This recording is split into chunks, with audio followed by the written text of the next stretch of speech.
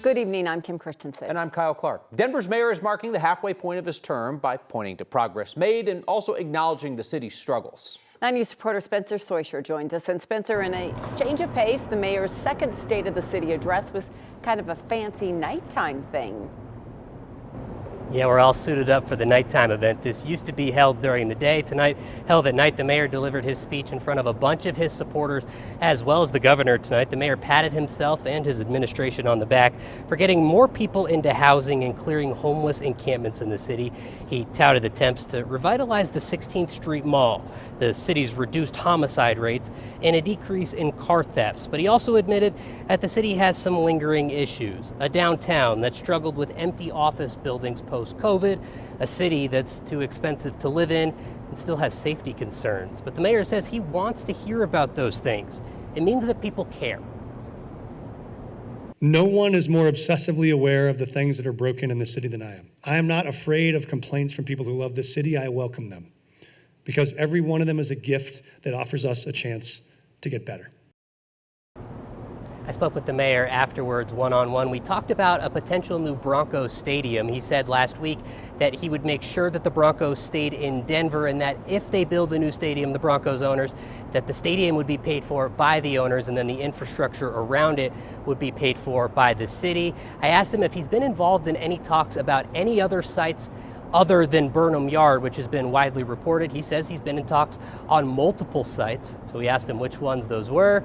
Wouldn't give us an answer. Live in Denver, Spencer Soysher, 9 News. Breaking news out of Northwest Denver. Police are investigating a hit-and-run crash that killed a person on a bike. It happened near West 38th Avenue and Tejon Street. We asked police if they have any information about the car or the driver involved, and we're still waiting to hear back. We'll bring you that on air and online at 9news.com. CU Anschutz is postponing some elective surgeries as the state's public health leaders look into a complaint against that hospital. Colorado's health department confirmed late tonight that it received a complaint. They wouldn't talk about details. UC Health did tell us that their department that's in charge of sterilizing equipment is working at a reduced capacity. CU said that until they have enough people working in that department, some procedures will be pushed back. UC Health says they can still do urgent procedures and they'll work on rescheduling the rest as quickly as possible. The state said it'll release more information once the investigation is complete. Today marked Denver's 5th straight 90-plus degree day. A break from the heat, though, is in sight. Kathy's here with more on that. Not everyone wants the 90s, just a little lower, Kathy. I know, even though it's July, right? And this is kind of the way we roll. We do have a break in the form of rain, but the rain may be heavy for some areas, creating some flash flooding issues, and especially in the burn scar areas. Fire managers are excited about the moisture coming into Colorado, but slow storm movement could create different and additional problems for them.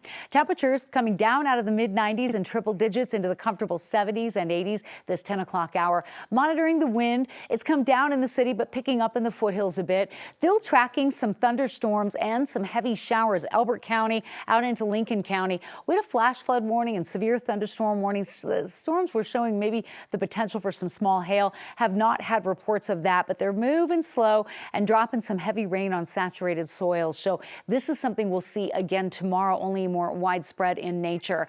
Tonight, Storm Prediction Center has northeastern Colorado in the level 1 out of 5 for storms that may reach severe limits due to the flood potential and also the damaging wind and small hail. We're tracking storms. They'll move out tonight. We get a little break to start tomorrow, and then a plume of heavier moisture comes into the state tomorrow. More widespread showers and storms and the potential for rain right here in Denver. We'll drop into the 70s here over the next few hours, and weather headlines include the evening storms will continue to track over the next hour or so. The summer heat is settling in. I have triple-digit highs in the extended forecast, but also the flood threat increasing this week. Details on the timing and impact just ahead.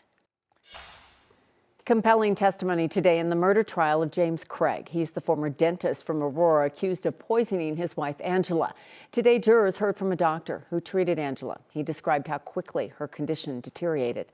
The doctor also described when he came to believe that she was brain dead. He was surprised by the response he received when he told James Craig. He told jurors the man's were somewhere to the effect of, "That's unfortunate." The doctor also said he asked James Craig whether he wanted doctors to continue life-saving measures, and he was told they should stop. Prosecutors say Angela Craig was poisoned with arsenic and a chemical in eye drops. They also say she was poisoned again while she was at the hospital. The defense has argued that she may have taken her own life. Homeland Security and immigration agents have been getting their hands on the information of some Coloradans with help from the state government, despite state law that limits that cooperation. Through an open records request, we found out the state has shared information with Homeland Security on at least 3 occasions, in February and in March. Homeland Security asked for employment records for at least 3 Coloradans. Each subpoena listed a different reason for the request, all referenced some kind of investigation. Colorado law is supposed to prevent sharing information with Homeland Security unless there is a judge's order or a criminal investigation. An administrative subpoena filled out by Homeland Security is not necessarily proof of a criminal investigation. Democratic Congressman Jason Crow says ICE refused to let him go into their detention facility in Aurora to perform legally allowed congressional oversight. He says that violates federal law. He was turned away yesterday while trying to make one of his regular visits to the facility. The Department of Homeland Security and ICE claim that he now needs to give at least 7 days' notice before he shows up there. Crow said that a recent federal law does not require that.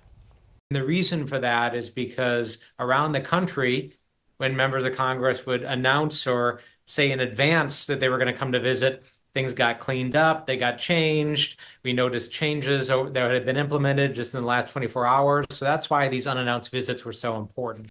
In a statement, ICE told us it now needs 7 days' notice for oversight in order to maintain security protocols. Just weeks after the Trump administration announced that billions of dollars in federal funding would be withheld from schools, the feds released some of that money today. 9 News reporter Rachel Krause joins us now. And Rachel, school districts in Colorado are still down $60 million for the school year. Yeah, the U.S. Department of Education released almost $13 million to the state, money that helps districts provide after-school programming for kids. But funding for instructional support for kids learning English and kids of agricultural workers, as well as funding to recruit and retain teachers, that's still frozen. And that has districts looking at their budgets again. We're always adjusting budgets in the fall when students come back, but to have this budget in question is no one's ever experienced that. Crunching the upcoming school year's budget for Denver Public Schools is not how Chuck Carpenter expected to spend his July. No, it's not.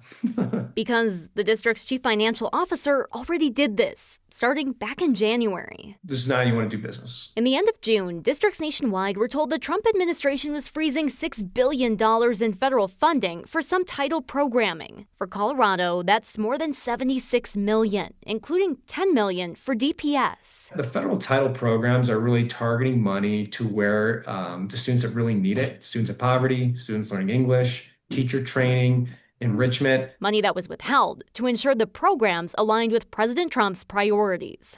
On Monday, the U.S. Department of Education finally released $1.3 billion of those frozen funds. And so the 2 programs that are remaining at risk are Title II and Title III. That adds up to about $6 million for Denver Public Schools. $6 million down. Chuck says they're not changing their budget yet. When that becomes clear that it is cut, then I think we'll have to go into that decision-making mode. For now, DPS's title programs will continue with or without federal funding. But if those funds stay in the red, Chuck says they'll have tough choices ahead. It's something that we want to mitigate, but you can't just take $10 million out and no one feel it. That leaves DPS with 2 unusual budget items. For this year, hope. For the next, caution, in case that cash never comes back. Is the federal government going to say, we're going to defund public education? And I think there's a lot of this sort of freezing and unfreezing, but the long-term budget picture, I think, isn't to be lost. And that if that's cut long term, that'll be something that communities all over the state, Denver included, will have to deal with. Chuck tells me they can probably rely on reserves for the missing $6 million this year, but long term, without those funds, they'd really have to tighten their belts, and any cuts or reductions would have to go in front of the board and the community. He hopes it won't come to that. Rachel Krause, 9 News. Denver Public Schools is clearing up some confusion that the district caused today. DPS sent a message this afternoon telling parents that their kids had not turned in a Chromebook and they could be charged $400 if they didn't do it by tonight. The message was supposed to go to 95 families. It actually went to 85,000. DPS sent a follow-up message with a correction less than an hour later. District tells us the team that sent out the original message clicked on the wrong email list. 6 speed cameras placed along Highway 119 between Boulder and Longmont are now issuing warnings to drivers. They're part of a pilot program with the goal of reducing crashes and protecting construction crews in work zones. CDOT says 31 people were killed in work zone crashes in the state last year. That was a 9-year high.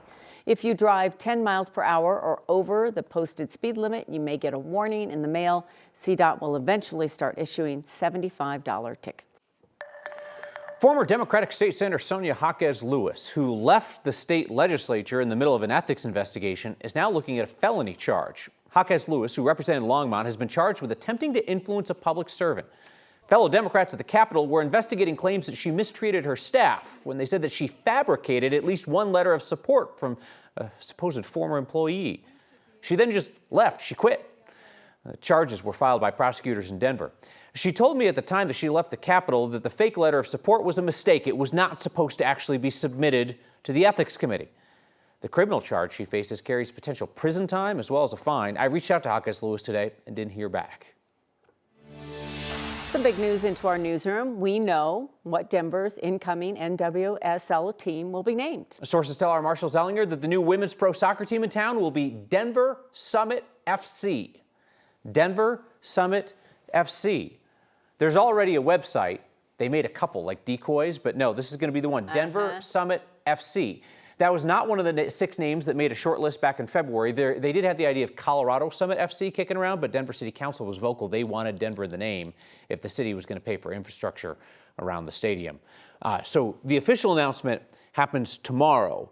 So please act surprised. Or say Marshall told you. We weren't supposed to tell anybody, but we did. Surprise! Just act surprised when they tell you tomorrow that it's Denver Summit FC. Start drawing summits. Yeah.